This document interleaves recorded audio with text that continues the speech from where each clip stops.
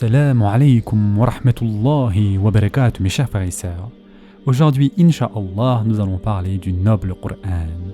Mes chers frères et sœurs en islam, le Coran, c'est la parole inimitable d'Allah Azza wa Jal, révélée au prophète sallallahu alayhi wa sallam et transmise de façon ininterrompue par un très grand nombre de personnes par génération.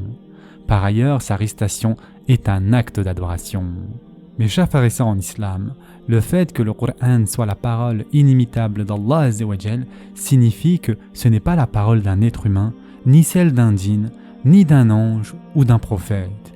Il s'agit réellement de paroles prononcées par Allah subhanahu wa ta'ala d'une manière qui sied à son statut, sa gloire et sa majesté.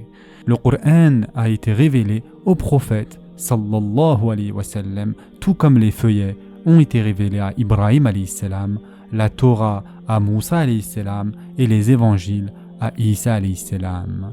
Le fait qu'il a été transmis de façon ininterrompue par un très grand nombre de personnes, de génération en génération, est spécifique au Coran.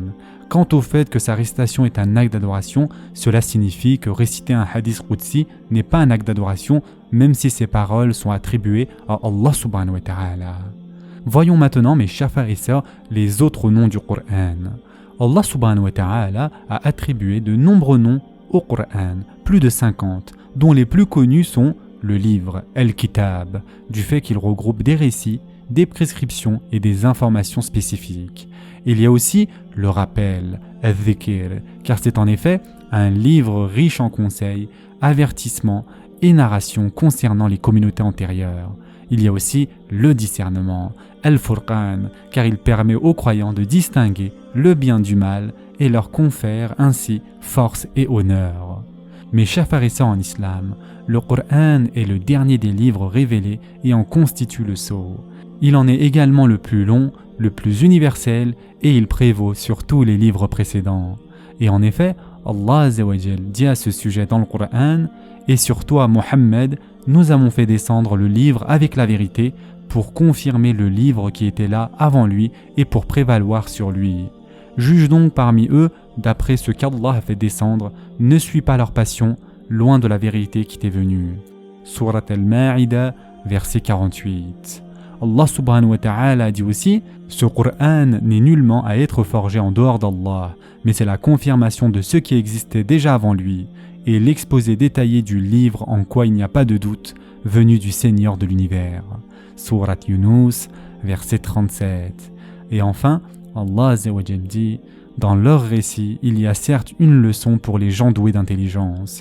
Ce n'est point là un récit fabriqué, c'est au contraire la confirmation de ce qui existait déjà avant lui, un exposé détaillé de toutes choses, un guide et une miséricorde pour des gens qui croient. » Surat Yusuf, verset 111. Les exégèses ont dit à propos des paroles d'Allah Azza wa Jal et pour prévaloir sur lui que le Coran prévaut sur les livres précédents, témoigne en leur faveur et les valide. Ceci signifie également qu'il valide dans ses livres ce qui est vrai et invalide les falsifications et les modifications apportées. C'est lui qui établit s'ils sont abrogés ou maintenus. C'est pour cela que toute personne fidèle au livre précédent et n'ayant pas renié sa croyance devrait se soumettre au Coran, conformément au verset dans lequel Allah subhanahu wa ta'ala a dit « Ceux à qui, avant lui, c'est-à-dire le Coran, nous avons apporté le livre y croient. Et quand on leur récite, ils disent « Nous y croyons.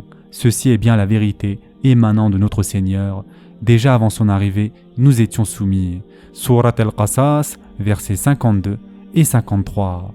Ainsi, Allah Azza wa Jal n'acceptera d'un serviteur aucune autre religion que celle contenue dans le Coran, c'est-à-dire l'islam. Et le cheikh Abdurrahman al-Sa'di a dit concernant ce même passage, cela signifie que le Coran contient ce que contenaient les livres précédents et y ajoute d'autres injonctions divines et d'autres valeurs. C'est donc le livre qui s'inscrit dans la continuité de la révélation présente dans les livres précédents. Il incite à la suivre et diversifie les moyens d'y parvenir.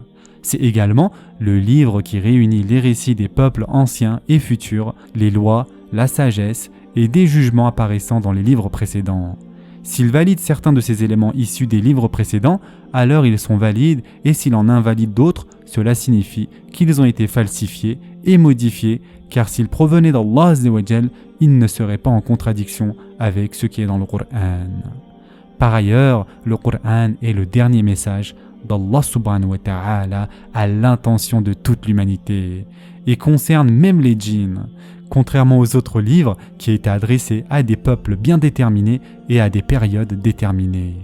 Le Coran est en outre préservé de toute modification, que ce soit des ajouts ou des suppressions de versets, et de toute tentative de falsification. En effet, Allah subhanahu wa ta'ala s'est lui-même chargé de l'en préserver. Et en effet, Allah subhanahu wa ta'ala dit dans le Coran, en vérité, c'est nous qui avons fait descendre le Coran et c'est nous qui en sommes gardiens. Surat al-Hijr, verset 9. Les exégètes ont dit à propos de ce verset que le Coran est préservé de toute déformation ou falsification, de tout ajout ou de suppression. Personne ne peut donc y ajouter du faux ni en retirer du vrai. Mes chers frères et sœurs, le Coran a un immense impact sur les cœurs. En effet, toute personne qui écoute attentivement sa récitation ressent un effet extraordinaire, même si elle ne comprend pas les paroles et ne parle pas un seul mot d'arabe. C'est l'un des miracles du Coran qui démontre sa grandeur. De plus, le Coran influe grandement sur la destinée des peuples en leur accordant progrès et réussite. C'est en effet par le Coran qu'Allah Azza wa Jal a fait de certains Arabes des pionniers en matière de sagesse et de guidée et fit d'eux la meilleure communauté humaine alors qu'avant ils se débattaient dans les ténèbres de l'ignorance. On peut citer parmi les caractéristiques du Coran le fait que ses merveilles ne tarissent pas et que sa lecture répétée ne provoque pas d'ennui. En effet, plus on le lit et plus on éprouve du plaisir. De plus, Allah subhanahu wa ta'ala a facilité son apprentissage et sa mémorisation. C'est pour cela que de nombreux enfants musulmans le connaissent par cœur. Il se distingue également par le fait qu'il contient les jugements les plus équitables, les plus importants, les plus nobles et les plus universels. Aucun sujet, important ou insignifiant, n'est négligé par le Coran qui le traite dans sa globalité et en détail. Et toute personne équitable et raisonnable, fût-elle non musulmane, peut témoigner de cela. On va s'arrêter là pour aujourd'hui. La prochaine fois, Inch'Allah, nous verrons l'importance du Coran et sa grandeur. En attendant, prenez soin de vous mes chers frères et sœurs et à très prochainement, Inch'Allah.